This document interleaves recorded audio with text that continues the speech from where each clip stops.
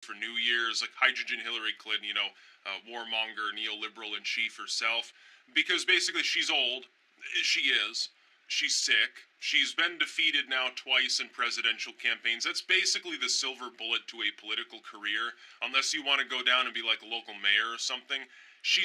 When these people, some of the people responding to this with outrage, they're like, oh, Hillary Clinton's resolution should be Clinton 2020 or something. Like, next time she should win.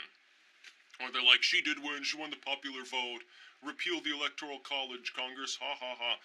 Crazy stuff like that. I'm sitting there laughing because people are getting all upset over the concept of Clinton being, basically called out as outdated, old, apparently incoherent and incapable of doing anything other than whining constantly. Like, I responded to it when I retweeted it. And said that my idea for her New Year's resolution, it should be to stop whining about how everybody but herself is responsible for her election loss, because so far she's done little else for the last year. Basically, it's basically Russia, Nazis, evil white man, Bernie Sanders voters, women who weren't motivated enough, the DNC. Insert other people here, everyone except for Hillary Clinton, that's who she has blamed. But they made a comment that was perceived of as sexist. Like, one of the people on there was like, oh, Clinton should take up knitting. What's sexist about that? Is it because you identify knitting with females? Whoops. I think indeed we know who has, like, maybe sexism obsession on their mind all the time. That's not a sexist comment. It's a suggestion that she's an old woman and needs to do something to occupy her time other than go after other people and constantly ramble about how evil and bad and despicable and racist and mean they are. Because that's all she's been doing.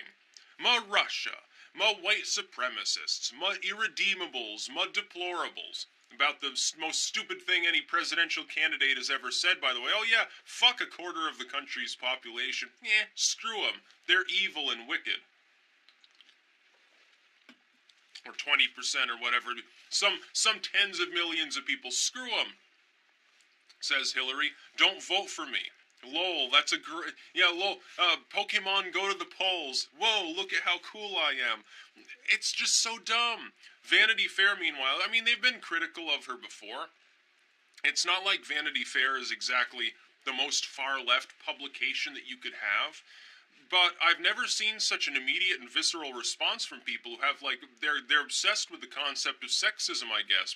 How could you possibly construe it as that way? If this were aimed at a male politician, they're like, oh, he should take up golfing, or he should take up bowling. It wouldn't be called sexist, it wouldn't be perceived of as wrong. Nobody would have jumped down their throats. They would have had a little chuckle, or maybe they don't find it funny, so like, yeah, whatever. And then they go to the next tweet, the next story on Vanity Fair, whatever they're looking at. That's what would happen. But because it's Hillary Clinton, strong, empowered, glass ceiling breaker of a woman, oh, there are a million cracks in the glass ceiling now, but it hasn't broken yet. Bullcrap. No, you've actually made the glass ceiling thicker for women because the first viable mainline presidential candidate who happens to be female was an unlovable old witch who called a significant proportion of the country's entire population irredeemable. Yeah, that's going to become, I think, a problem.